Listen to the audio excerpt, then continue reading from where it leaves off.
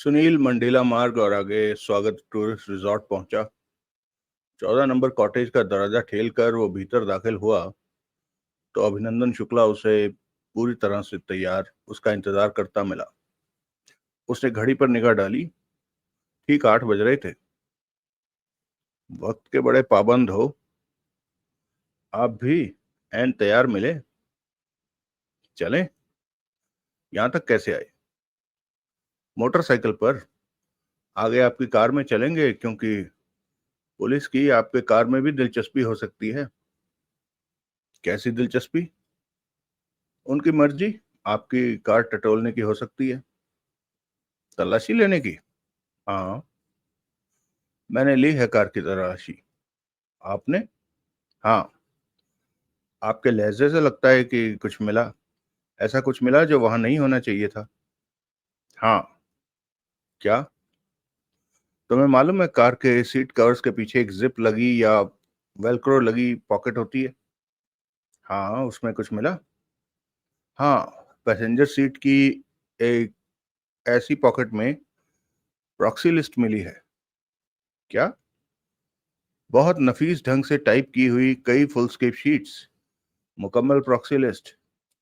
उन minority stock holders के मुकम्मल नाम पते जिन्होंने प्रॉक्सी से पाहवा के हक में अपने वोट दर्ज कराए। जिस लिस्ट के लिए आप मारे मारे फिर रहे थे वो हर घड़ी आपके साथ थी, आपकी कार में। हर घड़ी थी या नहीं मालूम नहीं, लेकिन कार में बराबर थी। कमाल है। दिखाइए तो। शुक्ला ने उसे स्टेपल की हुई शीट्स का एक पुलंदा सौंपा।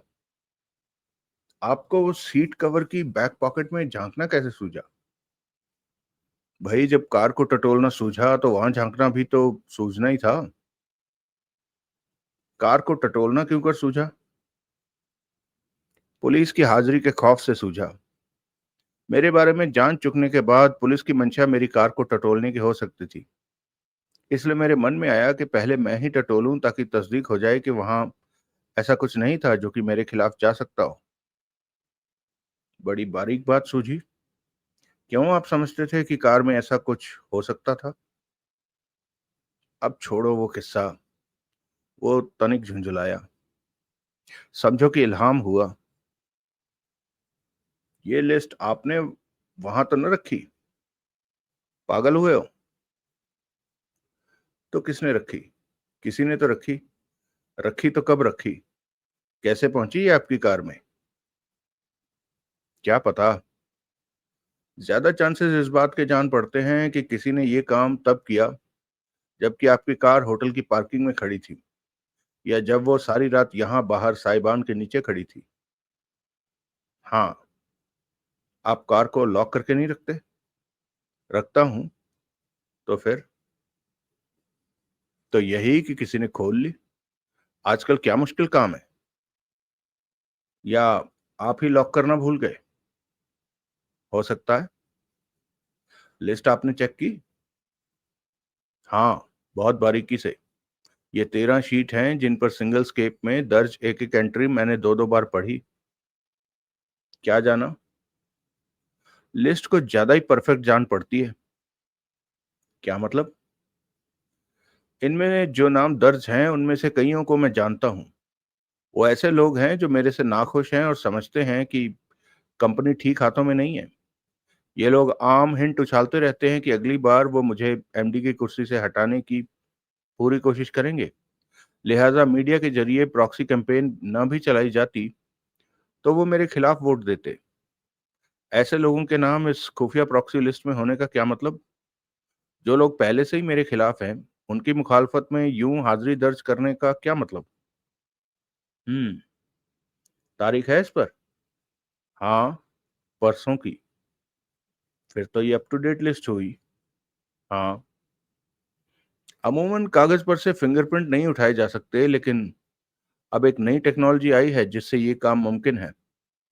आप कहते हैं आपने इस लिस्ट को खूब हैंडल किया है, बारीकी से चेक किया है, दो दो बार पढ़ा। तो इस पर से कोई कारामद प्रिंट्स तो अब क्या ही मिलेंगे। मेरे को इस बाबत ख्याल तक नहीं आया। आता तो शायद कोई एहतियात बरतता, लेकिन। क्या लेकिन?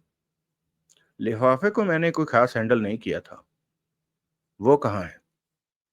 शुक्ला ने उसे 8x10 का एक पीला लिफाफा सौंपा। सुनील ने सावधानी से कागजात उस लिफाफे के हवाले किए। क्या कहते हो इस बारे में? शुक्ला तनिक व्यग्र भाव से बोला। जनाब, मैं तो कॉर्पोरेट टैक्टिक्स को समझता नहीं, लेकिन हालिया हालात के मद्देनजर कोई बड़ी बात नहीं कि यह भी कोई फंदा हो। मेरे लिए? और किसके लिए? उसके चेहरे पर चिंता के भाव आए। बल्कि है ही। वो और चिंतित हो उठा। तुमने कहा था, फिर वो बोला, कि प्रॉक्सी लिस्ट तुम्हारे हाथ भी लगी थी। हाँ, उसी के बिना पर तो ये लिस्ट मुझे फंदा जान पड़ रही है। तुम्हारे वाली कहाँ है? मेरे पास है। दिखाओ।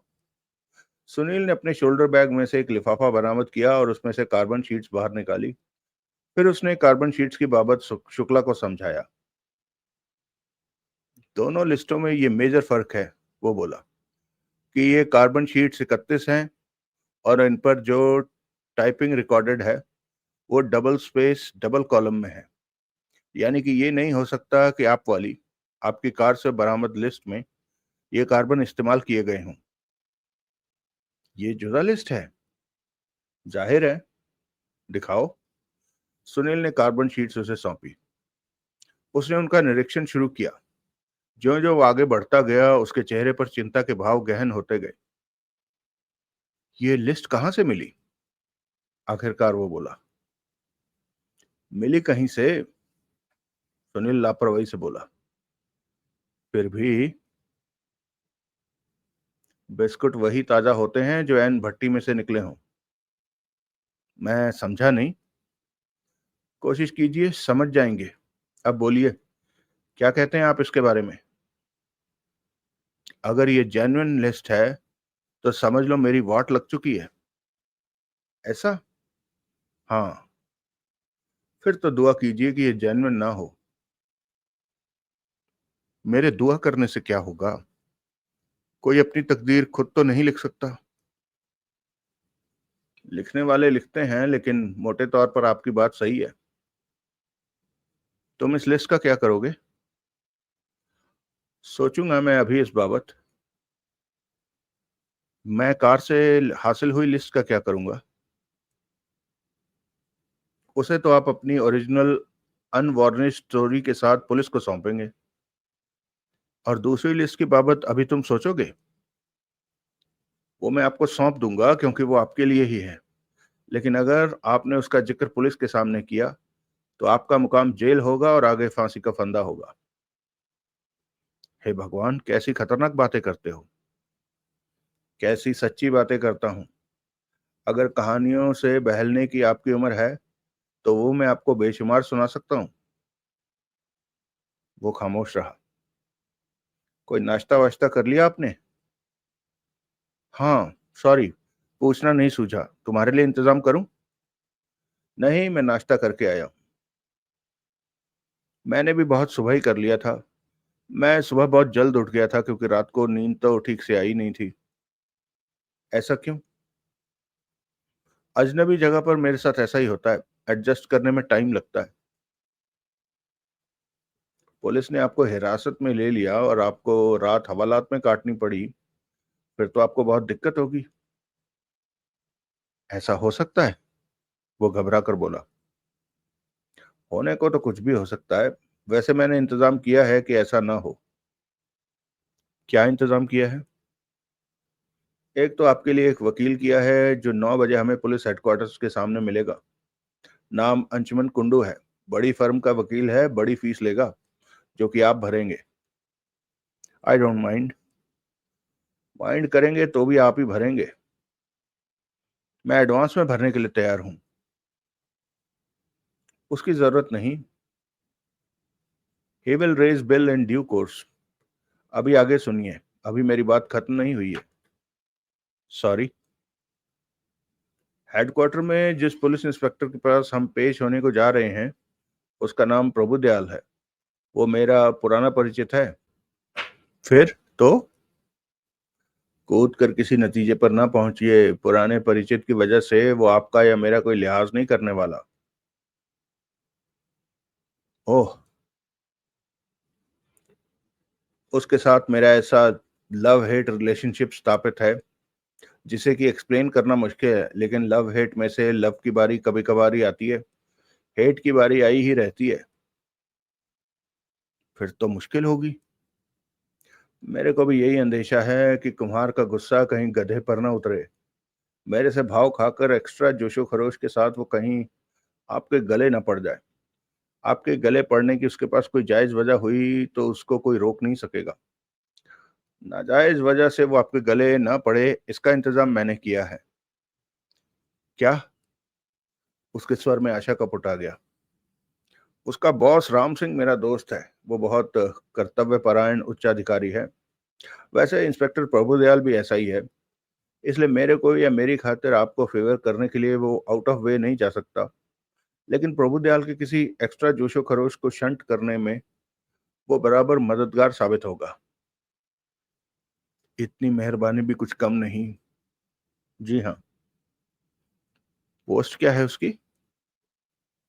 कल तक वो पुलिस सुपरिटेंडेंट था, लेकिन अब हाल ही में राजनगर के कमिश्नर बन जाने के बाद से DCP, deputy commissioner of police कहलाता है। तो वो हमें वहां मिलेगा? उसने मुझे ऐसा ही आश्वासन दिया है। गुड। अब आप फटाफट चेकआउट कीजिए। और वो मैं पहले ही कर चुका हूं। हम फौरन मूव कर सकते हैं। That's very good. चलिए। दोनों बाहर जाकर शुक्ला की कार में सवार हो गए। शुक्ला कार ड्राइव करने लगा। कुछ देर खामोशी के आलम में सफर कटा। एकाएक वो बोला, शुरू में मैंने अखबार में छपने वाले उन एड्स को महज एक चुटकुला तस्लीम किया था और उन्हें कोई अहमियत नहीं दी थी। लेकिन अब लग रहा है कि मेरा असल नुकसान उन एड्स ने किया है। किसी न किसी अखबार में एक अरसे में रोज तो छपता रहा है। किसी न किसी अखबार में एक अरसे से रोज तो छपता रहा है वो विज्ञापन। ऐसी कंसिस्टेंट कैंपेन का असर ना हो। आज की दुनिया में ये कहाँ होता है। बार बार बोला तो झूठ सच हो जाता है। ठीक कहा। वो गन तो साथ लाए हो ना? हाँ। सोचा वहां पहुंचने पर कहीं ये ना पता लगे कि भूल गए। ये भी कोई भूलने की बात है? क्या पता लगता है। अब ये तो बताओ कि तुम्हारी वाली लिस्ट जो कार्बन शीट्स की सूरत में है, वो तुम्हारे हाथ कैसे लगी? वो लंबी कहानी है। इस वक्त सुनोगे तो कंफ्यूज होगे। इस वक्त तवज्जो अपने बयान पर ही रखियो, जो कि आपने हेडक्वार्टर्स पहुंचकर देना है। तुम मेरे साथ क्यों हो? क्योंकि एक फिक्स टाइम पर हेडक्वार्टर्स में आपको पेश करने का वादा मेरा है। तुमने पेश कर दिया, तुम्हारा वादा तो पूरा हो गया। उसके बाद क्या वो तुम्हें मेरे साथ टिकने देंगे? असलियत तो पहुंचकर पता लगेगी, लेकिन मेरा ख्याल है कि टिकने देंगे। क्योंकि इंस्पेक्टर प्रभुदयाल ने मेरे से भी बहुत कुछ पूछना होगा। जितना कल उसके मातहत सब इंस्पेक्टर ने पूछा था, उससे कहीं ज्यादा पूछना होगा। ओह, मैं वहां टिका ना रह सका तो ये मेरा बड़ा नुकसान होगा। क्यों भला? आप मेरा कारोबार भूल रहे हैं? मैं प्रेस रिपोर्टर हूं। First hand exclusive matter report करने का मौका जो मेरे हाथ से निकल जाएगा, यही तो वो मिशन है जो मुझे साथ जोड़े है। वरना क्या मैं वॉलंटियर हूं? बड़ी बेबाक मुंहफट बातें करते हो। सच्ची बात करता हूं। ब्लास्ट का हित मेरे लिए सर्वोपरि है। हम्म। मर्डर की बात तो अभी तक आम हो चुकी होगी। अगर मीडिया को यह भनक लग गई होगी कि prime murder suspect police headquarter में पेश होने वाला है, तो वहां न्यूज़पेपर और टीवी वालों का जमघट लगा होगा। ओह, प्राइम मर्डर सस्पेक्ट कौन? वाह मेरे भोले बलम। मैं? और कौन? मेरा तो जुलूस निकल जाएगा। बड़ी देर में सूझी ये बात। और पाहवा बाग बाग हो जाएगा। हुआ नहीं रहेगा। क्यों? पुलिस की नजर इनायत उस पर भी होना महज वक्त की बात है। ऐसा? हाँ। क्यों कर होगा ऐसा? मैंने किया है कुछ जिसकी वजह से होगा। अभी तक लाश की शिनाख्त हो चुकी होगी। उसके बाद आपका जमूरा पुलिस की तवज्जो से बचा नहीं रह सकेगा। कैसे हो चुकी होगी?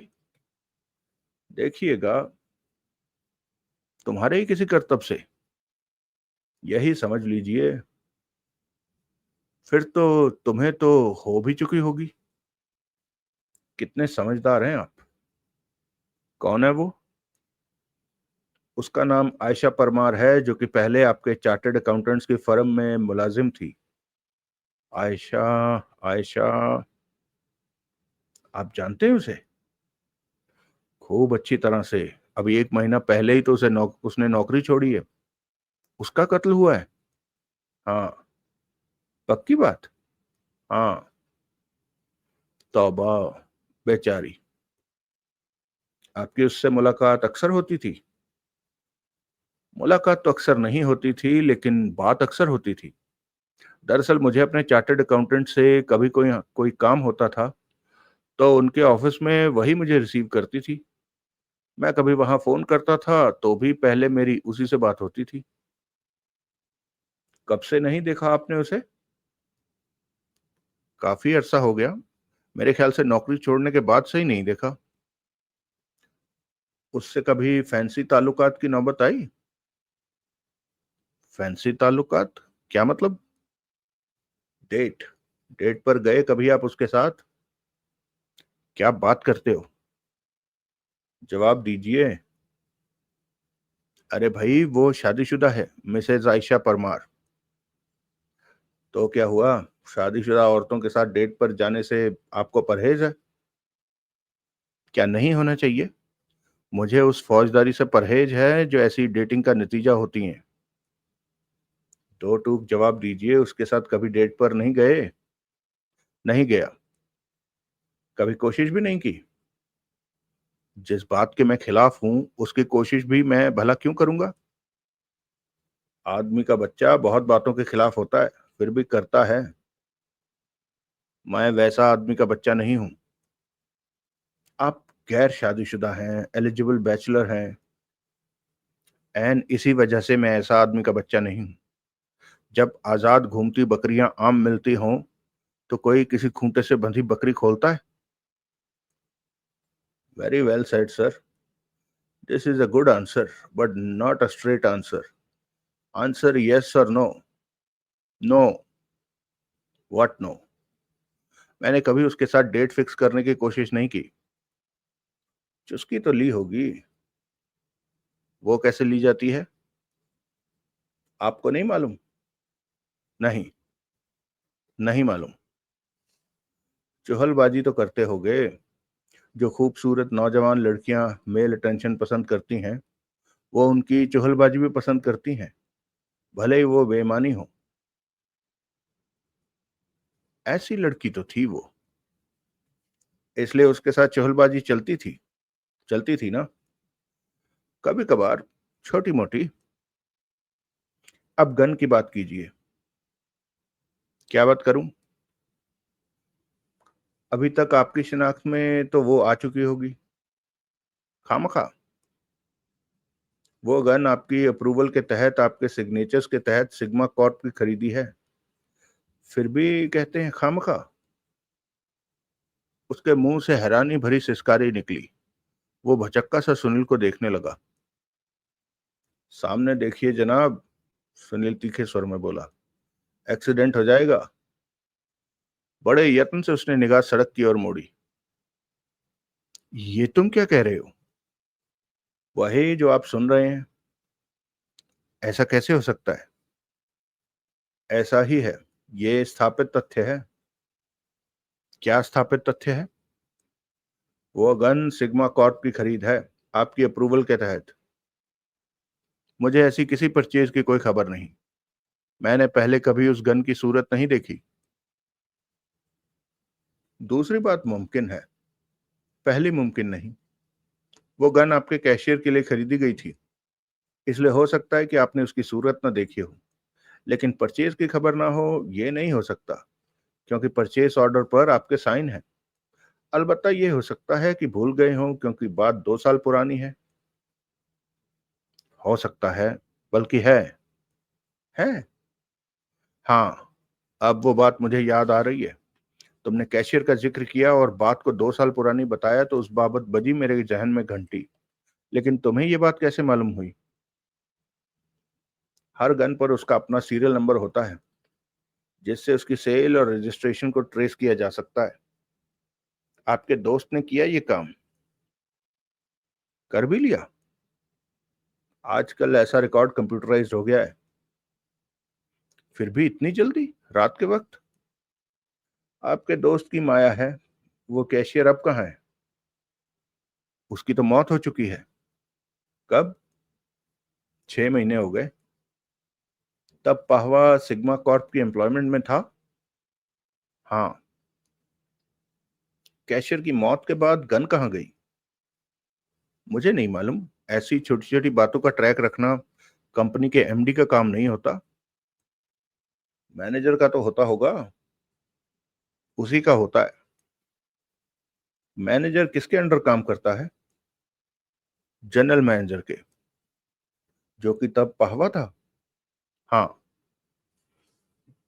आपको गन की खरीद तो याद आ गई, लेकिन आपका ये दावा अभी भी है कि आपने कभी उस गन की सूरत नहीं देखी थी। आप उस गन को नहीं पहचानते। हाँ। पहचानते होते तो क्या करते? आपको एहसास होता कि वो गन जिसमें से एक घातक गोली चली थी सिग्मा कॉर्प की मिल्कियत थी और इस वजह से आपकी पहुंच के भीतर थी, तो आप क्या करते? क्या करता? जनाब, सवाल मैं पूछ रहा हूं। आप उसको तब्दील करने की कोशिश करते? पता नहीं। क्यों पता नहीं? आपको पता था कि उस गन से एक गोली चली थी। आपको पूरा पूरा एहसास था कि आपको किसी जाल में फंसाया गया था और उस साजिश की पीठ पर आपका खास मुखालिफ शख्स धर्मेश पाहवा था। फिर भी आप गन की बाबत हाथ पर हाथ धरे कैसे बैठे रह सकते थे?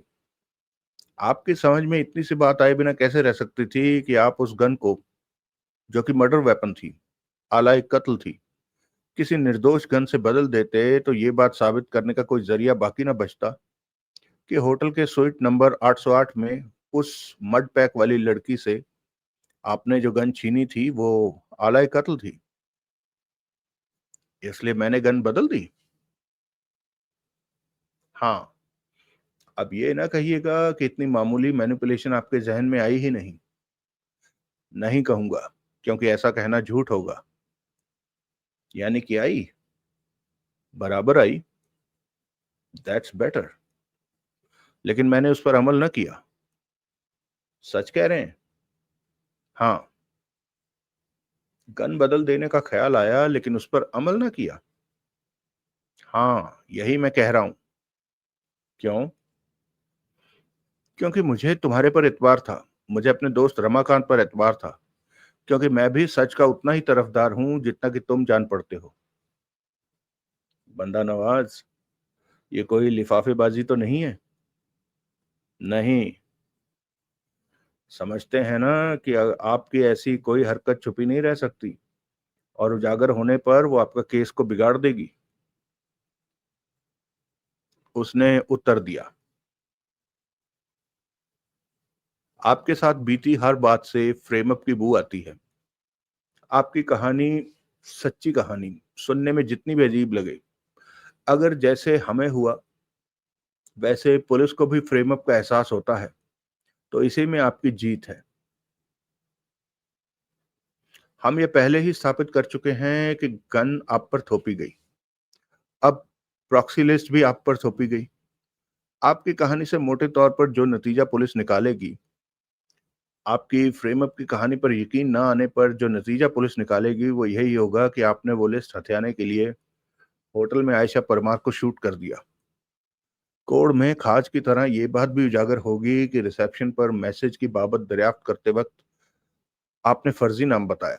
जमा, आपके पास उस कमरे की चाबी थी जहां से कि लाश बरामद हुई, जो कि मौका वारदात बना। इन तमाम बातों से कोई बच्चा भी नतीजा निकाल लेगा तो खुद सोचिए कि वो क्या होगा। उसके शरीर ने जोर से झुरझुरी ली। आपके लिए मुझे कोई छोटी मोटी राहत कहीं दिखाई देती है तो इसी बात में दिखाई देती है कि उस गन तक आपसे बेहतर पहुंच आपके भूतपूर्व जनरल मैनेजर धर्मेश पाहवा की थी। यूं एक बार केस में पाहवा की हाजिरी लगेगी, वो तस्वीर में फिट होगा, तो और भी ऐसी बातें उजागर होंगी जो कि पुलिस की दिलचस्पी का बायस बनेंगी। और कौन सी बातें हैं? कुछ बातें जिनमें से कुछ से आप प्रत्यक्ष में या परोक्ष में वाकिफ हैं और कुछ से हो जाएंगे। मसलन मसलन उसका प्लेबॉय वाला इमेज ही मसलन उसका प्लेबॉय वाला इमेज ही है जिससे कि हर कोई वाकिफ जान पड़ता है। दूसरे, इस लड़की से, मकतूला से उसके ताल्लुकात थे। बावजूद इसके ताल्लुकात थे कि वह शादीशुदा था। इस हद तक ताल्लुकात थे कि मकतूला की लगभग नंगी तस्वीरें खींचता था और वो राजी से खिंचवाती थी। ये सच बात है। सबूत उपलब्ध हैं जो मैंने आंखों से देखा है। कैसे? दिखाया किसी ने? किसने? पाहवा की बीवी ने, जो कि अपने तलाक के केस में मकतूला को पार्टी बनाने का इरादा रखती है। उसे दोनों के ताल्लुकात की खबर है। हाँ। कमाल है। कहने का मतलब यह है कि अगर आपकी कहीं गति है तो इन बातों में ही है। अगर आपने गन के साथ कोई कारीगरी नहीं की, गन मुझे यूथ क्लब में पहली बार दिखाने के और मोटल में दूसरी बार दिखाने के बीच कोई हाथ की सफाई नहीं दिखाई, तो छोटी मोटी जहमत के अलावा आपका कुछ नहीं बिगड़ने वाला। तुम कमाल के आदमी हो। कैसे मैं तुम्हारे एहसान का बदला चुकाऊंगा? इस बारे में आप रमाकांत से बात कीजिएगा, वो कई तरीके बता देगा। देखो भाई, मेरे सिल से बला टले इससे ज्यादा खुशी की कोई बात तो हो नहीं सकती। देखो भाई, मेरे सिर से बला टले इससे ज्यादा खुशी की कोई बात तो हो नहीं सकती। लेकिन एक बात मैं कहना चाहता हूँ, अपने जाति तजुर्बे के बिना पर एक बात मैं कहना चाहता हूँ। क्या? धर्मेश पाहवा को कम करके आंकना गलत होगा। वो ऐसा काइया आदमी है कि हाथ से साबुन की तरह फिसलता है, आसानी से काबू में आने वाला नहीं है, भले ही उसके खिलाफ कुछ दिखाई दे। उसको काबू करना पुलिस का काम है। अगर आप पर से फोकस हट जाता है तो वो पुलिस के काबू में आए या ना आए, इससे आपको कोई फर्क नहीं पड़ता। दूसरे, काइयापन हो या घुन्नापन, सच के आगे नहीं ठहर सकता। झूठ कागज की नाव की सवारी की तरह होता है, जो ज्यादा देर तक, ज्यादा दूर तक चल नहीं सकती। सच ने आज तक किसी को नहीं डुबोया, वो हमेशा पार लगाता है। सच के साथ भगवान होता है, और जिसके साथ भगवान होता है उसको किसी के साथ की जरूरत नहीं होती। सच के सूरज की चमक के आगे झूठ नहीं ठहर सकता, भस्म हो जाता है। झूठ बोलने के लिए 100 प्रपंच करने पड़ते हैं, हजार बातें याद रखनी पड़ती हैं। सच के लिए कुछ भी नहीं करना पड़ता, सिर्फ उसे दोहरा देना होता है। इसलिए पहला काम विकट है, दूसरा काम सरल। आपने सरल रास्ता पकड़ना है। इस बात पर जोर रखना है कि जो असल अपराध हुआ है उसका आपको कोई ज्ञान नहीं। आप वही जानते हैं जिसके रूबरू आप हुए या होने पर मजबूर किए गए। आप सच के साथ खिलवाड़ करेंगे, डंडी मारने की कोशिश करेंगे, उस पर किसी तरह का मुलम्मा चढ़ाने की कोशिश करेंगे तो पछताएंगे। एक आसान रास्ता छोड़कर दुर्गम राह पकड़ने वाले अज्ञानी कहलाएंगे। आपकी ऐसी कोई हरकत पुलिस से हरगिज नहीं छिपी रहेगी। जिस अफसर के आपने रूबरू होना है वो कत्ल के दर्जनों केसों की तफ्तीश कर चुका है, और सच झूठ को पहचानने का, फर्जी कहानी के आर पार झांकने का उसे बड़ा व्यापक तजुर्बा है। उससे झूठ बोलकर आप ऐसा पंगा लेंगे जो आपको बहुत भारी पड़ेगा। मेरे झूठ बोलने का कोई इरादा नहीं है। मेरा झूठ बोलने का कोई इरादा नहीं। जो मेरे साथ बीती उसको लफ्ज दर लफ्ज दोहराने के अलावा और कुछ कहने का मेरा कोई इरादा नहीं। लेकिन उस गन के बारे में मैं फिक्रमंद हूँ। आप इसी बात पर जोर रखिएगा कि गन पर काबिज होने का बेहतरीन मौका किसी के पास था तो पाहवा के पास था। कैशियर की मौत के बाद उसने गन को अपने कब्जे में किया, और जब नौकरी से बर्खास्त किया गया तो गन साथ ले गया। ओके। उसने सहमति में सिर हिलाया। अगला दृश्य। वे पुलिस हेडक्वार्टर पहुंचे। एडवोकेट अंशुमन कुंडू लॉबी में पहले से ही मौजूद था। सुनील ने उसका अभिनंदन शुक्ला सुनील ने उसका अभिनंदन शुक्ला से परिचय करवाया। फिर तीनों सीढ़ियों की ओर बढ़ चले। सब पहली मंजिल पर पहुंचे। हम जल्दी पहुंच गए, घड़ी पर निगाह डालता सुनील बोला। आप यहीं रुकिए, मैं पता करता हूं क्या पोजीशन है। दोनों ने सहमति में सिर हिलाया। सुनील उस गलियारे में दाखिल हुआ जिसमें प्रभुदयाल का ऑफिस था। वो प्रभुदयाल के ऑफिस पर पहुंचा तो बाहर खड़ा हवलदार खुद ही बोल पड़ा। साहब नहीं है? आए नहीं अभी? आए हुए हैं, 8 बजे के आए हुए हैं। अभी डीसीपी साहब के पास हैं। मेरा अपॉइंटमेंट है। मेरे को मालूम है, बोल के गए हैं। अपॉइंटमेंट 9 बजे की है। अभी 10 मिनट है, लौट के आना। सब इंस्पेक्टर बंसल अपने कमरे में है। बंसल का कमरा उसी गलियारे के सिरे पर था। वो वहां मौजूद था। बड़ी हाई फाई मीटिंग है भाई तुम्हारी। सुनील को देखते ही वो बोला। क्या मतलब? बड़े इंतजाम हो रहे हैं यहाँ उस सिलसिले में? कैसे इंतजाम? अभी मालूम लग जाएगा। शामियाना लगाया जा रहा है, लंच का इंतजाम किया जा रहा है। अरे बोला ना, मालूम पड़ जाएगा। अब बोलो, यहाँ कैसे आए? तुमसे 2 मिनट बात करना चाहता हूँ। अभी? हाँ, 10 मिनट है ना अभी। इसी बहाने समय का सदुपयोग हो जाएगा। क्या बात करना चाहते हो? तुम्हें मालूम है, मुझे भी यही अंदेशा था, लेकिन केस के बारे में मैं तुम्हें कुछ नहीं बताने वाला। अरे कुछ बताने में क्या हर्ज है? कोई ऐसी बात बताने में क्या हर्ज है जो प्रेस को वैसे ही बाजरिया पीआरओ बताई जाती है? क्या जानना चाहते हो? कल होटल में कमरा नंबर 808 के करीब तो तुम लोगों ने फटकने नहीं दिया। क्या जरूरत थी? पहले ही फटक नहीं चुके थे? अरे भाई, लाश देखते ही भाग खड़े हुए थे। डर गए थे? हाँ। पहली बार लाश देखी थी? पहली बार तो नहीं देखी थी, लेकिन अब क्या बोलूं। क्या पूछना चाहते हो? सरसरी तौर पर किए मुआयने से, प्रिलिमिनरी एग्जामिनेशन से क्या पता चला? मसलन मरी वो गोली से ही थी? हाँ, 32 कैलिबर की सिंगल गोली से, जो छाती में दिल के करीब लगी। मरे हुए कितना अरसा हुआ था? 1.5 घंटा।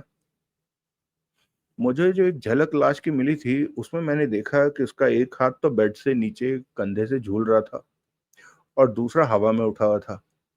लेकिन ये ध्यान नहीं कि कौन सा नीचे लटका हुआ था, कौन सा ऊपर उठा हुआ था। बायां हाथ नीचे लटक रहा था और दायां ऊपर उठा हुआ था, जैसे कि वो किसी के वार से चेहरे को प्रोटेक्ट करने की कोशिश कर रही हो। कैसे उठा हुआ था? यूं। उसने दाईं बां उठाकर हाथ को चेहरे से कुछ इंच दूर करके डेमोन्स्ट्रेशन की। तुमने देखा ही था। लाश को छुआ था? नब्ज टटोली थी, शारक टटोली थी। छूना ही था, रूटीन है। दायां हाथ चेहरे से दूर हवा में उठा हुआ था, चेहरे पर टिका हुआ नहीं था। हाँ। ऐसा क्यों? सिंपल बात है भाई, बांह अकड़ी हुई थी। क्यों अकड़ी हुई थी? अरे, क्या बच्चे पढ़ा रहे हो? पढ़ रहा हूं, पढ़ाना तो तुमने है। लाश की बांह थी इसलिए अकड़ी हुई थी। ओह, रिगोर मोर्टिस। तुम्हारा मतलब है मुर्दा जिस्म में रिगोर मोर्टिस सेट हो चुका था। लो, ऐसी पोजीशन की टेक्निकल टर्म भी जानते हो, फिर भी सवाल कर रहे हो। दाईं बांह में रिगोर मोर्टिस सेट हो चुकी थी, इसलिए वो चेहरे से थोड़ी दूर अकड़ी हुई थी। हाँ, लेकिन बाईं तो झूल रही थी। तुम्हें कैसे मालूम? तुमने तो कहा तुमने लाश पर खाली एक निगाह डाली थी, उसे छुआ नहीं था। बंसल साहब, ये बात खाली एक निगाह डालने पर भी मालूम हो रही थी कि जो बांह बेड से नीचे लटकी हुई थी वो कंधे से झूल रही थी। अकड़ी होती तो कोहनी से मुड़ी होती। हम्म, शायद तुम ठीक कह रहे हो। तुमने ना मुआयना किया वो लकड़ी लटकी हुई बांह का? हैंडल तो किया था, क्योंकि नब्ज मैंने उसी कलाई में देखी थी। जब नब्ज भी उसी कलाई में देखी थी तो ये कहना मुहाल तो नहीं कि बांह अकड़ी हुई थी या नहीं। अरे बोला तो, अकड़ी हुई नहीं थी, कंधे से झुलाने से झूलती थी। अलबत्ता उसे कोहनी से मोड़कर मैंने नहीं देखा था। ये अजीब बात नहीं कि एक बांह तो। तभी फोन की घंटी बजी। बंसल ने फोन उठाकर 2 सेकंड कॉल सुनी, फिर रिसीवर रखता हुआ बोला, चलो टाइम हो गया। सुनील उसके साथ हो लिया। दोनों इंस्पेक्टर प्रभुदयाल के कमरे के बंद दरवाजे पर पहुंचे। मैं अपने साथियों को बुला लेता हूं, आगे बढ़ने को तत्पर सुनील बोला। अभी नहीं, बंसल जल्दी से बोला। अभी रुको। सुनील की भवें उठी। सुपर साहब, आई मीन डीसीपी साहब भीतर हैं, उनका हुक्म है पहले सिर्फ तुम्हें आने को बोला जाए। ऐसा क्यों? उन्हीं से पूछना। इंस्पेक्टर साहब भीतर जाओ, सब मालूम पड़ जाएगा। सुनील ने परे खड़े कुंडू और शुक्ला को वहीं ठहरने का खामोश इशारा किया, फिर उसने प्रभुदयाल के ऑफिस का दरवाजा ठेला और भीतर दाखिल हुआ। पुलिस सुपरिटेंडेंट राम सिंह, राजनगर पर कमिश्नर सिस्टम लागू होने पर जिसका रैंक अब डिप्टी कमिश्नर ऑफ पुलिस का हो गया था, अपने भारी भरकम शरीर के साथ प्रभुदयाल की कुर्सी पर विराजमान सिगार के कश ले रहा था। सुनील ने अदब से उसका अभिवादन किया। आओ, राम सिंह धीरे गंभीर लहजे में बोला। बैठो। Thank you sir. No sir, इस वक्त यहाँ तुम्हारे और मेरे अलावा कोई नहीं है। Thank you. मैंने तुम्हारी बात रखी है और यहाँ मौजूद हूँ, वरना एक रूटीन मैटर में जिसको हैंडल करने में एक इंस्पेक्टर पूरी तरह सक्षम है, उसके डीसीपी के दखलंदाज होने का कोई मतलब नहीं है। लेकिन जब जाति रंजिश प्रधान हो, मुझे तुम्हारी जाति रंजिश वाली स्टोरी पर यकीन नहीं आ रहा। मैं आपसे झूठ बोलूंगा? मैं तुमसे ऐसी उम्मीद नहीं करता। मैं तुमसे बहुत पुराना वाकिफ हूँ, तुम्हारे स्टाइल ऑफ क्वेश्चनिंग से भी, तुम्हारे स्टाइल ऑफ फंक्शनिंग से भी वाकिफ हूँ। तुम झूठ बोल सकते हो, यूं झूठ बोल सकते हो कि किसी के बाप को उसकी शिनाख्त झूठ के तौर पर ना हो पाए, लेकिन मुझे यकीन नहीं कि ऐसी कोई पुड़िया तुम मुझे सरकाओगे। मेरी मजाल नहीं हो सकती, मैं सत्य का उपासक हूं। देखा क्या? मेरी उम्मीद तोड़ भी दी, पुड़िया सरका भी दी। सुनील हंसा, तत्काल संजीदा हुआ। इंस्पेक्टर साहब यहाँ नहीं है? अभी आ जाएंगे। इसलिए नहीं है क्योंकि पहले मैं तुमसे बात करना चाहता था। अब जो अरेंजमेंट मैंने किया है उसकी बाबत सुनो। फरमाइए। तुम्हारी कॉन्फ्रेंस के दौरान मैं यहाँ मौजूद नहीं रहूंगा। फिर क्या फायदा हुआ? सुनते रहो, बीच में मत बोलो। सॉरी। लेकिन मैंने ऐसा इंतजाम किया है कि अपने ऑफिस में बैठकर मैं यहाँ की हर बात को मॉनिटर कर सकूंगा। अगर मुझे ऐसा कुछ होता दिखाई देगा जिसका तुम्हें अंदेशा है, तो मैं फौरन दखल अंदाज होऊंगा, वरना कॉन्फ्रेंस चलती रहेगी। आई सी। ये इंतजाम मेरी यहाँ मौजूदगी जैसा ही है, इससे तुम्हें कोई एतराज नहीं होना चाहिए। लेकिन अगर आप मौजूद रहते तो। इस स्टेज पर मेरी यहाँ मौजूदगी गलत है, नाजायज है, दस्तूर के खिलाफ है। मैं ऐसा करूंगा तो ये इंस्पेक्टर प्रभुदयाल जैसे कर्मठ पुलिस ऑफिसर को ह्यूमिलेट करना होगा, बी लिटिल करना होगा। तुम चाहते हो तुम्हारे से यारी दिखाने की कोशिश में मैं प्रभुदयाल से ऐसे पेश आऊं? नहीं। So there. मैं तो खुद इंस्पेक्टर साहब की कार्यकुशलता का एडमायरर हूं। जिसके एडमायरर होने का दावा कर रहे हो, उससे सहयोग करना चाहिए, तथ्यों को उजागर करने में उसकी मदद करनी चाहिए, ना कि उन्हें ऐसे गहरे अंधेरे में धकेलना चाहिए कि उनकी शिनाख्त ही ना हो सके। मैंने ऐसा कुछ नहीं किया। मैंने कब कहा है कि तुमने ऐसा किया है? मैंने कहा है कि क्या होना चाहिए, ये नहीं कहा कि क्या हुआ या क्या तुमने किया। जो मैं कहता हूं उसे गौर से सुनो। तवज्जो मेरी बात की तरफ। सॉरी। Never mind. आज के खुदगर्ज जमाने में कौन किसी की मदद करता है? तुम करते हो तो बड़ा काम करते हो। परोपकारी प्रवृत्ति हर किसी में नहीं होती। परहित अभिलाषी हर कोई नहीं होता। तुम ऐसे हो तो ये बड़ी बात है। आप जानते हैं मैं कैसा हूं। लेकिन परोपकार को, परहित अभिलाषा को पुलिस के रास्ते में रोड़ा अटकाने का जरिया बनाना गलत है। एक पुलिस ऑफिसर की भारी और बेशुमार जिम्मेदारियां होती हैं, जिन्हें सुचारू रूप से अंजाम देने के लिए लॉ अबाइडिंग सिटीजन से सहयोग का वो हमेशा तलबगार होता है। उसका कारोबार जांच और पूछताछ से चलता है, जो पब्लिक से ही होती है। पब्लिक का कोई नुमाइंदा उसके रास्ते की दीवार बनकर खड़ा हो जाए तो वो बेचारा कैसे किसी मुकाम पर पहुंचेगा। अगर आपका इशारा मेरी तरफ है, तुम प्रेस वाले हो, तुम्हारी जाति हैसियत में मैं तुम्हें कुछ नहीं कह रहा, लेकिन तुम जानते हो कि तुम ही वो लोग हो जो पुलिस की सुस्ती और नकारेपन का ढोल पीटने में सबसे आगे होते हो। वारदात हुए 24 घंटे नहीं होते कि दुहाई देने लगते हो कि मुजरिम अभी तक जैसे वारदात हुए एक जमाना गुजर गया छुट्टा घूम रहा है। पुलिस निकम्मी है, शहर पर जंगल राज कायम है, वगैरह वगैरह। कभी बतौर गवाह आगे आने की बात होती तो एक दूसरे के पीछे छुपने लगते हो। अपनी अखबार की रिपोर्ट यूं लिखते हो जैसे सारे के सारे अधिकार मुजरिम के हैं, जिनका हनन हो रहा है, और उस पुलिस अफसर का कोई अधिकार नहीं जो मुजरिम की शिनाख्त और गिरफ्तारी की कोशिश में 18 घंटे रोज ड्यूटी करता है। तुम लोगों को ये लिखना तो सूझता है कि एक ट्रैफिक कांस्टेबल ने चालान माफ करने के लिए किसी से 50 रुपए की रिश्वत ले ली, लेकिन इस बात को कोई हाईलाइट करना लेकिन इस बात को हाईलाइट करना नहीं सूझता कि उसकी तनख्वाह चपरासी से जरा ही बेहतर है, जिससे वो अपने बाल बच्चे नहीं पाल सकता। अब तुम ये ना कहने लगना कि मैं रिश्वत को जायज ठहराने की कोशिश कर रहा हूँ। मैं सिर्फ ये बात कहना चाहता हूँ कि आपसी कंपटीशन में मीडिया मोटिवेटेड हो गया है, हर बात को सेंसेशनलाइज करने की कोशिश में लग रहा है। इसी वजह से झूठे सच्चे स्टिंग ऑपरेशन होने लगे हैं। आप तो लेक्चर देने लगे। राम सिंह हड़बड़ाया। उसने सिगार का एक कश खींचा, कुर्सी पर पहलू बदला, फिर बोला, तुम ये बात मानते हो कि नहीं मानते हो कि कानून और अखलाकन किसी मुजरिम को प्रोटेक्ट करना गलत है?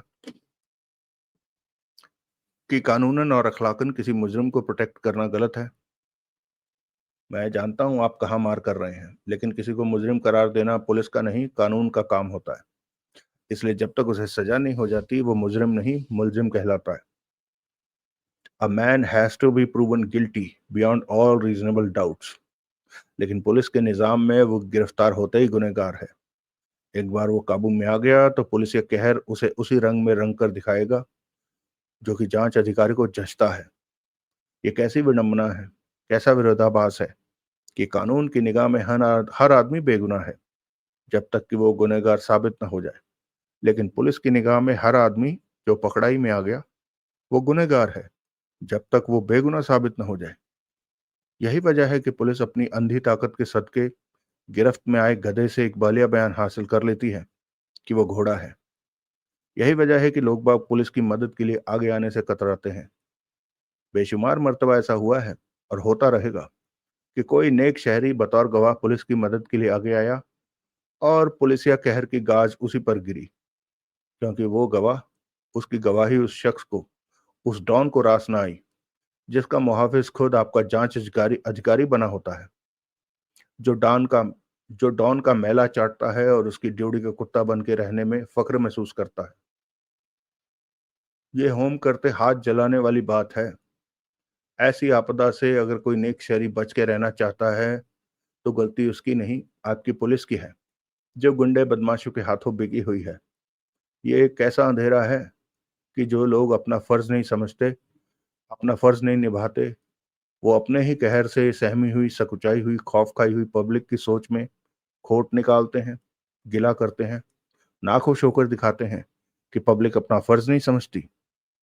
अभी आपने अपने कांस्टेबल की कमजोर तनख्वाह की दुहाई दी, लेकिन उस गवाह की कमजोर माली हालत के बारे में सोचा, जो दिहाड़ी मजदूर है, जो परोपकार करने के लिए गवाह बनना कबूल करके सारा दिन अपनी बारी के इंतजार में कचहरी में गुजारता है और अपनी दिहाड़ी खोता है।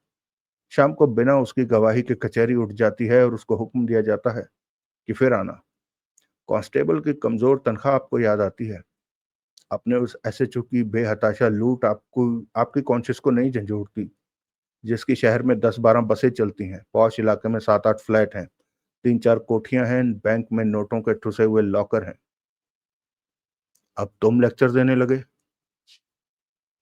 आपने अपनी फ्रेटर्निटी को डिफेंड किया, मैं अपनी फ्रेटर्निटी को डिफेंड ना करूं? करो भाई करो। क्यों लोग पुलिस की गिरफ्त में आने से कतराते हैं, घबराते हैं, दहशत महसूस करते हैं? क्योंकि ऐसा होना एक बुरा सपना है, नाइटमेयर है। एक ऐसा तजुर्बा है जिसका दौर गुजर जाने के बाद भी सालों दहलाता है, रातों की नींद उड़ा देता है।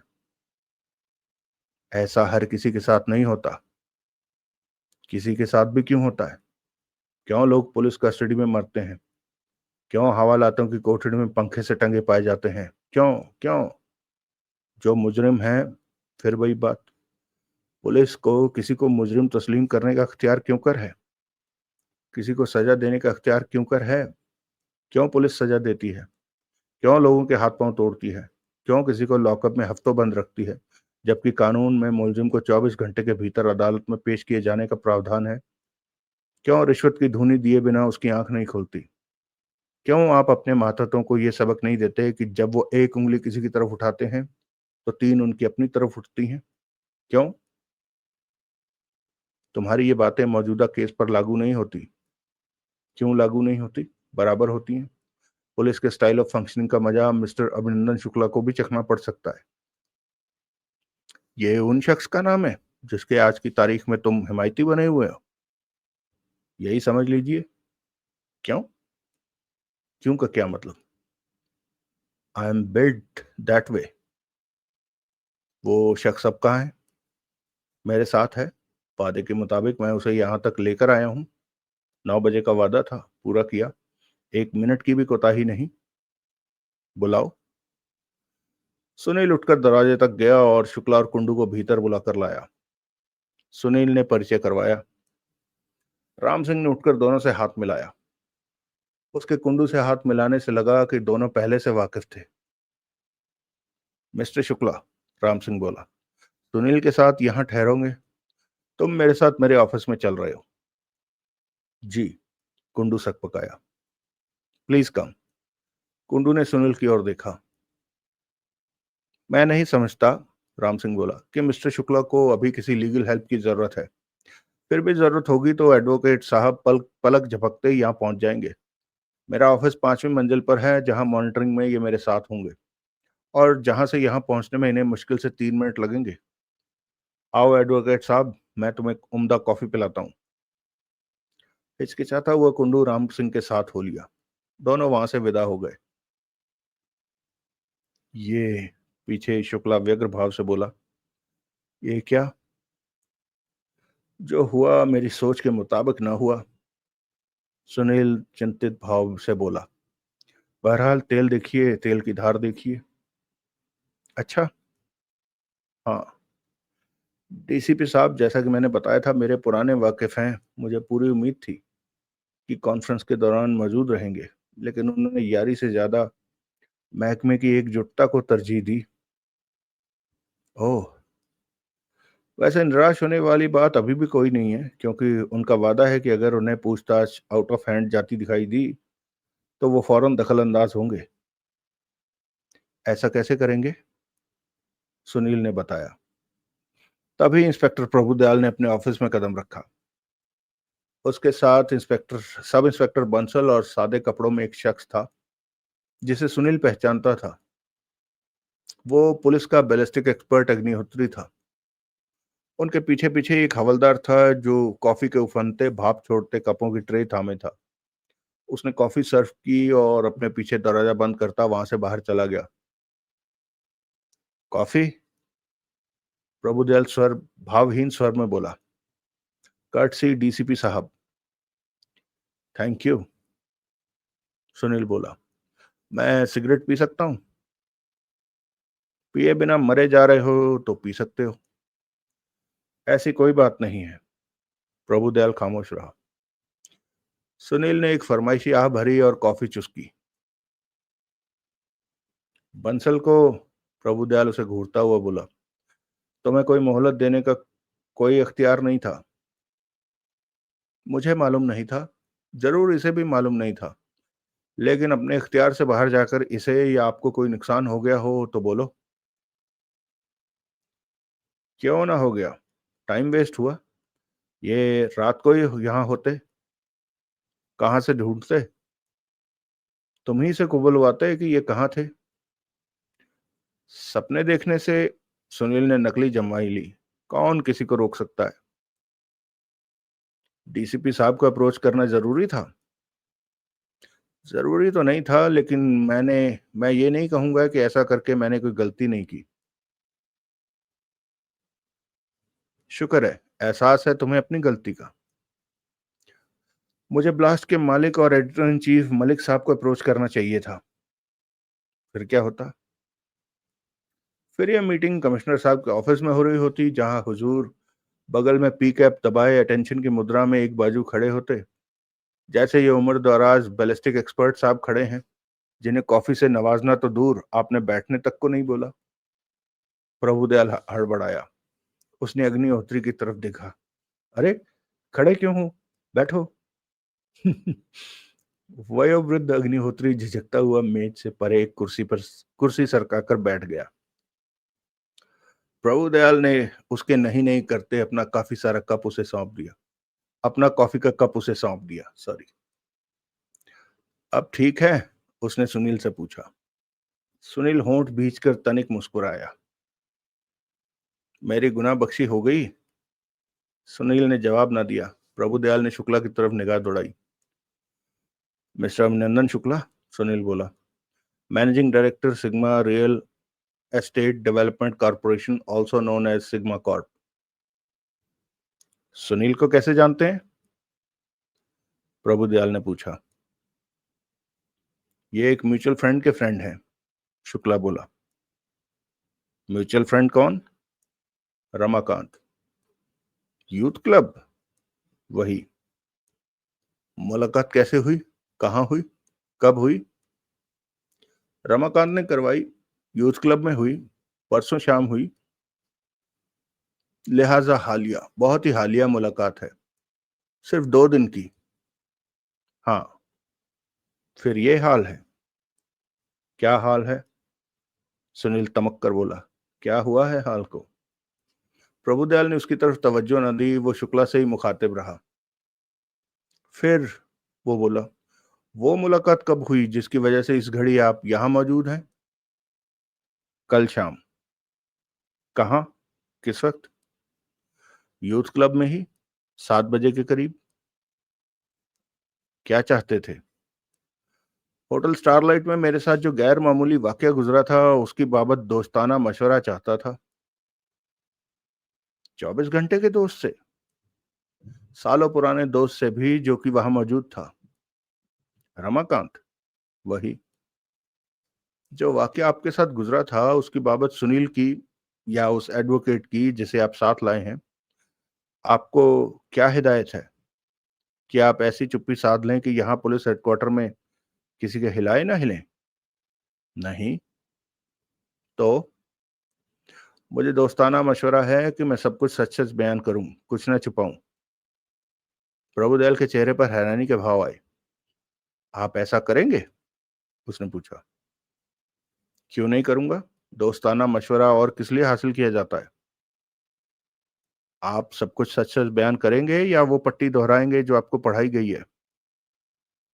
पट्टी कौन पढ़ाएगा? आपको मालूम है, मुझे कोई पट्टी नहीं पढ़ाई गई। कुछ तो बोला गया। जो बोला गया वो मैंने बताया है। सच बोलने को बोला गया, जो कि आप बोलेंगे। पूरी निष्ठा से, पूरी ईमानदारी से। So nice of you, so noble of you. बोलिए। शुक्ला ने बोला। उसने रहस्यमयी टेलीफोन कॉल्स और उनके जरिए मिली प्रॉक्सी लिस्ट उसे हासिल होने की पेशकश की बाबत बताया।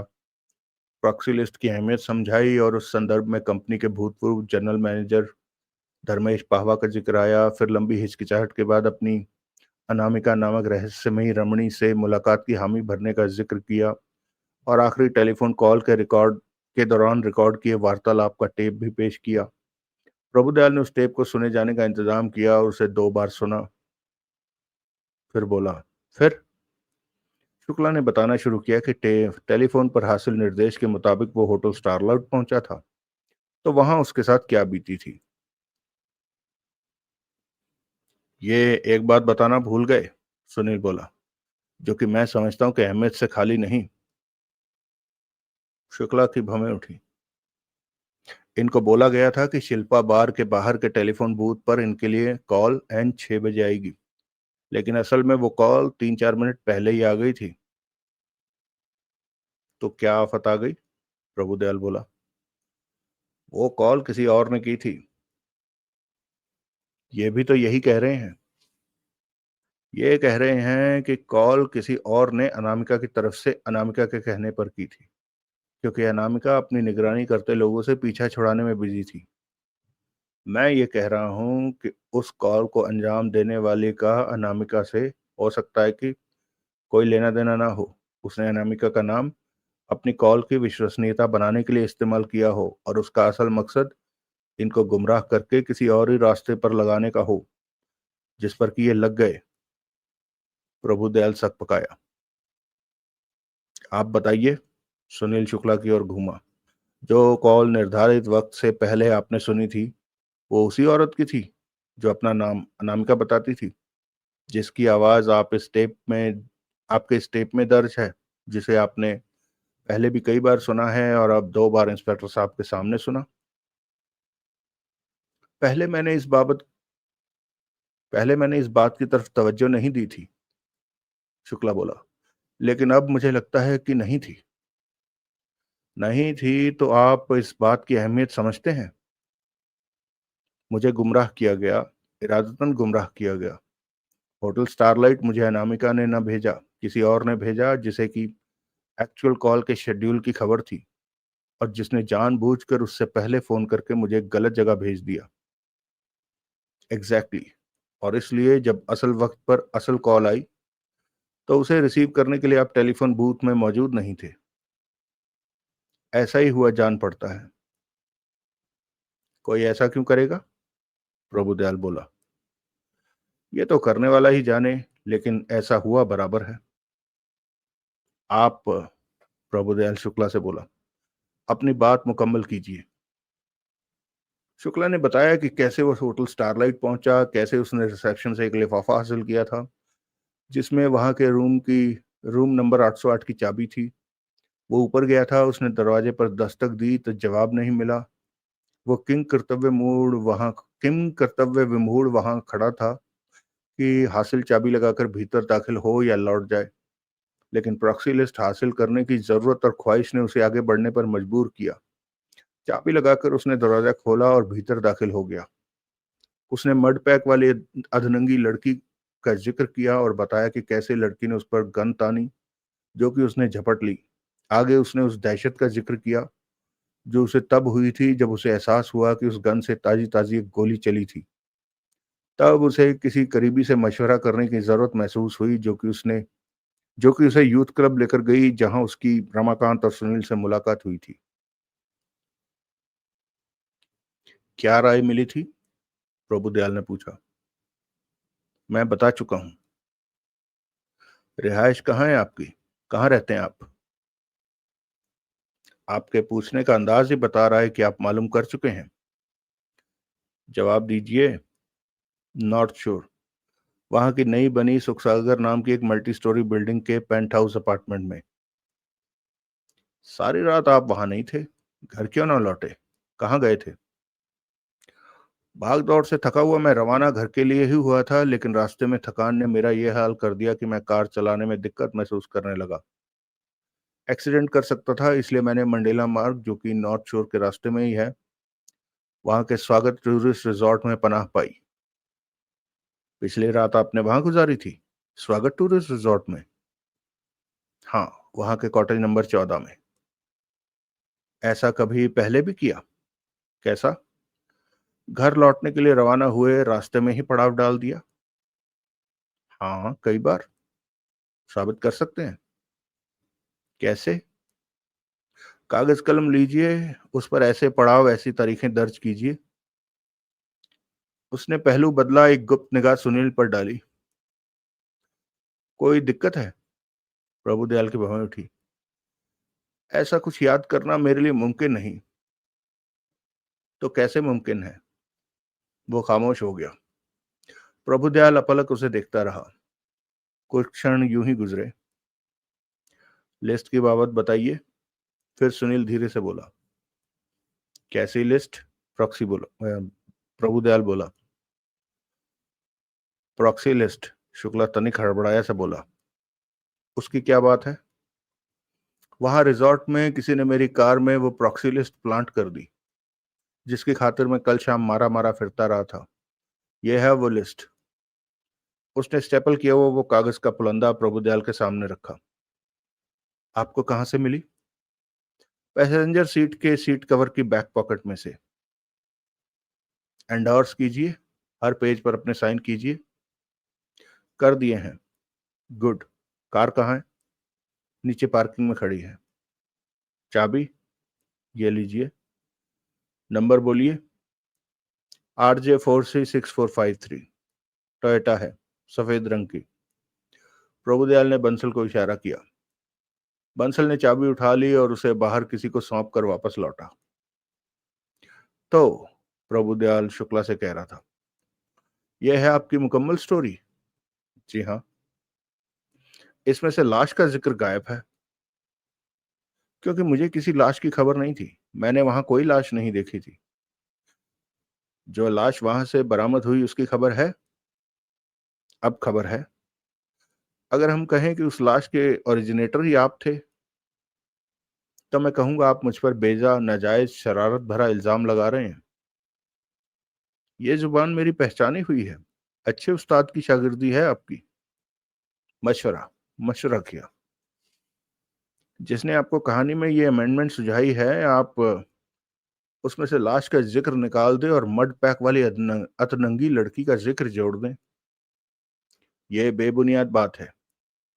बुनियाद है, बराबर है। बुनियाद वो मर्डर वेपन है जो आपके और सिर्फ आपके पोजीशन में है। मर्डर? सुनील बोला। हाँ, मर्डर। इस मामले में शक की कोई गुंजाइश नहीं है कि यह कत्ल का केस है। आत्महत्या का नहीं? नहीं। तुम भजते रहो कि आत्महत्या छाती में गोली मार के भी की जा सकती है, फिर भी नहीं। लेकिन और मर्डर वेपन इनके पोजीशन में था। मुझे नहीं मालूम था, शुक्ला आवेश में बोला। जब मैंने वो गन उस मड पैक वाली लड़की से, ऐसी कोई लड़की नहीं थी, छीनी थी, तब मुझे नहीं मालूम था कि कोई कत्ल हुआ था और उसको उस गन से अंजाम दिया गया था। और छीनी क्या थी, अब तो मुझे पूरा यकीन है कि मुझ पर थोपी गई थी। मैं एक फ्रेम अप का शिकार हुआ था। आपकी दोस्त की, बल्कि दोस्त के दोस्त की मदद के जज्बे से लबरेज जब सुनील वहां गया था तो उसे वहां एक लाश मिली थी, और ऐसी लड़की का वहां कोई नामो निशान नहीं था जिसका आप जिक्र कर रहे हैं। वो सुनील की तरफ घूमा। ठीक? सुनील ने सहमति में सिर हिलाया। फिर भी तुम्हें कत्ल की बाबत कुछ ना सूझा? ना सूझा कि जो गन इनके पास थी वो मर्डर वेपन थी? मेरे पास इस बात की तस्दीक का कोई जरिया नहीं था, सुनील बोला। मुझे नहीं मालूम कि जो गन मुझे दिखाई गई थी वो मर्डर वेपन थी। मुझे अभी इसी घड़ी भी ये बात नहीं मालूम। झूठ है, फरेब है। तुमने सिंगल गोली से बिंधी लाश देखी, तुमने सिंगल गोली चली गन देखी। ये 2 + 2 जोड़ के जवाब 4 निकालने जैसा काम है जो पहली जमात का बच्चा कर सकता है। लेकिन तुम नहीं कर सकते, जो इतने आलम फाजिल बनते हो, इतने हाई फाई इन्वेस्टिगेटिंग जर्नलिस्ट बनते हो। अब मैं क्या कहूं? इस बाबत कुछ ना कहो तो अच्छा है। सुनील ने होंठ भींच लिए। गन कहाँ है? शुक्ला ने जेब से निकालकर गन अपने और प्रभुदयाल के बीच में मेज पर रखी। प्रभुदयाल ने अग्निहोत्री की तरफ इशारा किया। अग्निहोत्री ने गन उठा ली और खामोशी से उसका मुआयना करने लगा। Flight is an evidence of guilt. Prabhudayal एक एक शब्द पर जोर देता बोला। जी? शुक्ला सकपकाया। क्या फरमाया? फरार होना अपना गुनाह कबूल करने के समान है। कौन फरार हुआ? आप हुए, वारदात के बाद, मर्डर वेपन हाथ में आने के बाद। मर्डर वेपन जिसे लेकर आपको पुलिस के पास आना चाहिए था। आया तो हुआ हूं, फौरन आना चाहिए था। आधी रात को? सुनील बोला। आप उसके साथ कौन सा करतब कर दिखाते जो अब नहीं कर सकते? तुम चुप करो, अभी मैं तुमसे बात नहीं कर रहा हूं। सुनील ने फिर होंठ भींच लिए। हर नेक शहरी का प्रभुदयाल फिर शुक्ला से मुखातिब हुआ। हर दिन का आखिरी मुकाम उसका घर होता है। कमाल है, सुनील बोले बिना न रह सका। क्या बोला? इनके यहाँ पेश होने से पहले आपको इनकी कोई जानकारी नहीं थी। आप इनके नाम तक से वाकिफ नहीं थे। फिर भी आपको मालूम है कि ये कहाँ रहते थे और ये रात को घर नहीं पहुंचे थे। है ना कमाल? अब चुप करो और इन्हें जवाब देने दो। बोलिए जनाब, जवाब दीजिए। आप ही का आखिरी मुकाम घर क्यों ना हुआ? वजह मैंने बताई है, शुक्ला बोला। वो वजह घड़ी हुई है, बनाई हुई है, सुझाई हुई है। मैं घर जाने से खामखा गुरेज क्यों करूंगा? ताकि आपसे फौरन कोई जवाब तलबी ना हो सके। तो फिर मैं इस वक्त यहाँ आपकी हाजिरी क्यों भर रहा हूं? मैंने फौरन बोला, फौरन। आप तो 14 घंटे लेट हाजिरी भर रहे हैं। इसलिए क्योंकि इतने वक्फे में आपने अपनी कहानी की लीपापोती कर ली और ठोक बजाकर जो फाइनल वर्जन तैयार किया है उसकी कई रिहर्सलें कर ली। ये मेरे पर बेजा इल्जाम है। मैंने ऐसा कुछ नहीं किया। मेरी मंशा फरार होने की होती तो क्या मैं शहर में टिका होता? मेरी मंशा छुपने की होती तो क्या मैं स्वागत टूरिस्ट रिजॉर्ट में अपना असली नाम पता बताकर रात के लिए बुक हुआ होता?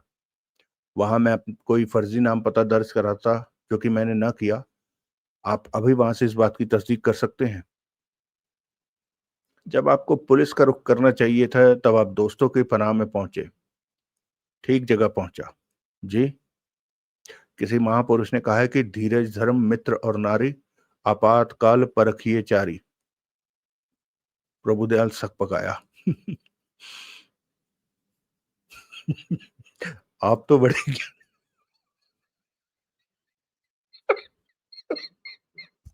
सॉरी दोस्तों। आप तो बड़े ज्ञानी पुरुष हैं। Oh, no. आप तो बड़े ज्ञानी पुरुष हैं, फिर बोला।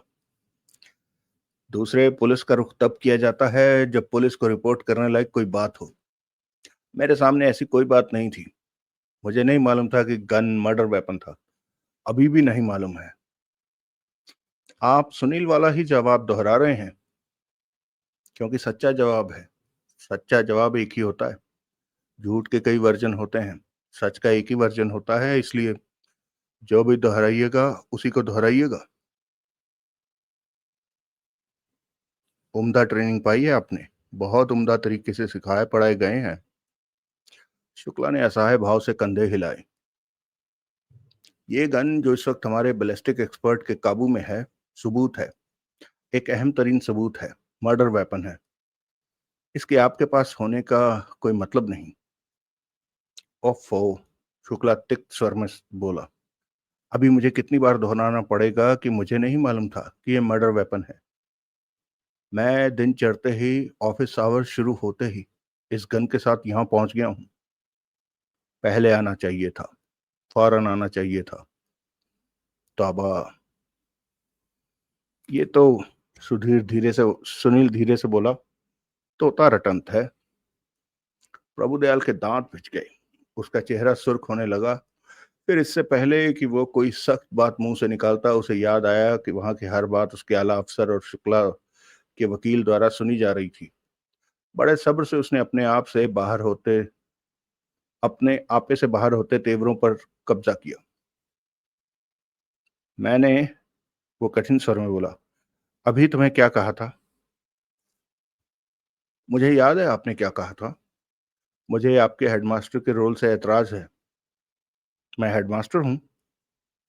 नहीं है तो समझिए मैं भी प्राइमरी स्कूल का बच्चा नहीं हूं। ठीक है, बोलो, जी भर के बोलो, मैं सुनता हूं। सुनील खामोश रहा। तो मैं कुछ बोलूं, अर्ज करूं? आप मालिक हैं। ये आलाई कत्ल है। इससे एक कत्ल हुआ है। अगरचे क्यों हुआ है? क्या बोला? अभी ये बात कहाँ उजागर हुई है कि होटल में जिस औरत की लाश पड़ी पाई गई थी वो कैसे मरी थी? पुलिस ने भी इस बाबत अभी कहाँ कोई प्रेस बुलेटिन जारी किया है? अभी यही बात कहाँ स्थापित हुई है कि मरने वाली की छाती में जो सुराख पाया था वो गन की गोली से बना था? गन की गोली से बना था। अंधे को दिखाई देता है कि गन की गोली से बना था, ड्रिल मशीन से नहीं बना था। मैं अंधा नहीं हूं। और वो गन ये है। अग्निहोत्री ने खंखार कर गला साफ किया। सर, वो बोला, मैं कुछ अर्ज करना चाहता हूँ। वो क्या है? अभी चुप रहो। अभी सुनता हूं मैं तुम्हारी, बीच में मत बोलो। वो खामोश हो गया। अब बोलो। प्रभुदयाल सुनील से बोला, क्या कहते हो? वही जो पहले कहता था। आप डंडे से अपनी मन माफिक बात की हामी भरवाना चाहते हैं तो क्या? तो कामयाब नहीं हो पाएंगे। फिलहाल कोई मामूली सी बात भी इस हकीकत की तरफ इशारा नहीं करती कि ये मर्डर वेपन है। ये मर्डर वेपन है। यही मर्डर वेपन है। और मर्डर वेपन के अलावा कुछ नहीं है। ये आप नहीं, आपकी ढिठाई बोल रही है। आपका कुर्सी का गुरूर बोल रहा है। और तुम कहीं और ही हाजिरी लगाने के लिए ये सब बोल रहे हो। और कहाँ? तुम्हें नहीं मालूम कहाँ? हम विषय से भटक रहे हैं। मैं तो नहीं भटक रहा। तुम ही दाएं बाएं की बातें कर रहे हो और वक्त जाया करने लगते हो। ये गन इरादतन चलाई गई है। मैं भी तो यही कह रहा हूँ। छाती में गोली इरादतन ही मारी गई है। माई बाप बातों से आप ये साबित नहीं कर पाएंगे कि जो गोली इस गन से चली वही मकतूला की छाती में लगी। तो कहाँ लगी? कहीं भी नहीं। चलाने वाले की ये मंशा थी ही नहीं कि वो कहीं लगे। तो चलाई क्यों? इसी बात पर मेरा जोर है, जिसे कि आप खातिर में नहीं लाना चाहते। इसलिए चलाई क्योंकि इस गन को शुक्ला साहब को फंसाने का जरिया बनाया जाना था। इसी मकसद के तहत ये गन इन पर थोपी गई। इससे कत्ल नहीं हुआ? मुझे ऐसा नहीं लगता। कत्ल किसी और गन से हुआ। हालात का इशारा बराबर इसी तरफ है। इस गन के साथ इनके होटल से चले आने तक वहां कोई कत्ल का वाकया नहीं हुआ था। अगर कत्ल बाद में हुआ तो जाहिर है किसी और गन से हुआ, क्योंकि ये गन तो ये अपने साथ ले आए थे। तो ये है तुम्हारी सुनीलियन पुड़िया कि इसमें टू गन थ्योरी सरकाना चाहते हो। मैं ऐसा कुछ नहीं कर रहा। मैं वो बात कह रहा हूं जो मोस्ट प्रोबेबल है, सर्वाधिक संभावित है। कोई अहमक था जिसने सोच लिया कि एक चली हुई गन इन पर थोपने से इन्हें कातिल साबित किया जा सकता था। और भी तो बात थी। और क्या बात थी? ये कोई गन नहीं, खास गन है। क्या खासियत है इसमें? इसका रिश्ता शुक्ला साहब से जोड़ा जा सकता है। इसी वजह से इन पर थोपने के लिए ये गन चुनी गई। कैसे? कैसे जोड़ा जा सकता है? ये वो गन है जो कि कोई 2 साल पहले इनकी कंपनी के कैशियर की प्रोटेक्शन के लिए खरीदी गई थी। तुम्हें कैसे मालूम? फायर आर्म्स के रजिस्टर्ड का कंप्यूटराइज्ड रिकॉर्ड यही बताता है। उस रिकॉर्ड से तुमने ये बात जानी है? हाँ। उस तक तुम्हारी पहुंच कैसे हुई? वो भी बियॉन्ड ऑफिस आवर्स, रात के वक्त? मेरी नहीं, एक उड़ती चिड़िया की हुई जिसने आकर मुझे ये खबर की। प्रभुदयाल ने असहाय भाव से कंधे हिलाए। तुम पछताओगे। कौन सा नया काम करूंगा? जब से आपके ताल्लुक में आया हूं पछता ही रहा हूं। रात तुम खैरगढ़ गए थे? कैसे जाना? सवाल के बदले में सवाल मत करो, जवाब दो। कैसे जाना? उड़ती चिड़िया हमारे महकमे भी है। हमारे महकमे में भी है। अब बोलो। क्योंकि किसी वजह से मुझे इस बात की संभावना लगी थी कि शैलेंद्र सिंह परमार नाम का एक शख्स जो कि खैरगढ़ में ही रहता है, मकतूला की शिनाख्त में मददगार साबित हो सकता था। किसी वजह से संभावना नहीं लगी थी। प्रभुदयाल के स्वर में गहन व्यंग का पुट आ गया था। इल्हाम हुआ था। उड़ती चिड़िया ने बताया था। ठीक। सुनील खामोश रहा। कैसे आदमी हो? मैं चुप रहने को कहता हूं तो बोलते हो, बोलने को कहता हूं तो चुप हो जाते हो। जवाब दो। ये जवाब देने लायक बात नहीं है। इसका फैसला मैं करूंगा। तुम कहते हो कि तुम्हारी सोच के पीछे एक संभावना थी और संभावना के पीछे एक वजह थी। वो बयान करो। मैं ना करूं तो? प्रभुदयाल ने अपलक उसकी तरफ देखा। तो मिस्टर शुक्ला यहीं ठहरेंगे, पता नहीं कब तक, और तुम जा सकते हो। क्या? इतनी सी बात नहीं समझते? You are excused, dismissed, please leave this place. जी। बंसल। सर। बंसल तत्पर स्वर में बोला। साहब को बाहर का रास्ता दिखाओ। बंसल। सुनील बोला। साहब को बाहर का रास्ता मालूम है, इसलिए खातर जमा रखो। साहब ब्रेकफास्ट के लिए रुकेंगे, लंच के लिए भी। बंसल ने उलझनपूर्ण भाव से प्रभुदयाल की तरफ देखा। लगता है ख्याल बदल गया, प्रभुदयाल बोला। अब बात जवाब देने लायक लगने लगी। यही बात है, सुनील बोला। मैं सुन रहा हूं। वो मामूली बात है। मामूली बात कहने में इतनी हुज्जत है, गैर मामूली होती तो पता नहीं क्या करते। मैं कहता हूं। मैं सुन रहा हूं।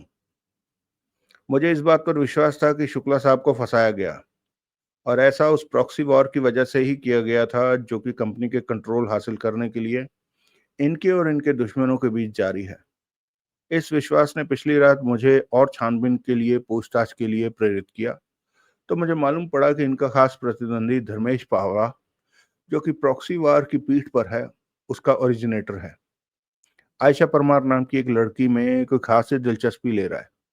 पूछताछ से मुझे इस लड़की का हुलिया मालूम हुआ तो मुझे एहसास हुआ कि वो उस लड़की से ऐन मिलता जुलता था जिसकी मैंने स्टारलाइट होटल में लाश पड़ी देखी थी। फिर शैलेंद्र सिंह परमार का नाम मेरे सामने आया, जो कि मुझे पता चला कि खैरगढ़ में रहता था। कॉमन सरनेम से मुझे उसकी आयशा का पति होने की संभावना लगी। मैं इस उम्मीद में खैरगढ़ गया था कि उसके पास उसकी बीवी की कुछ तस्वीरें वगैरह जरूर होंगी, जिनसे इस बात पर रोशनी पड़ेगी कि मकतूला उसकी बीवी थी या नहीं, आयशा परमार थी या नहीं। बस इतनी सी बात है।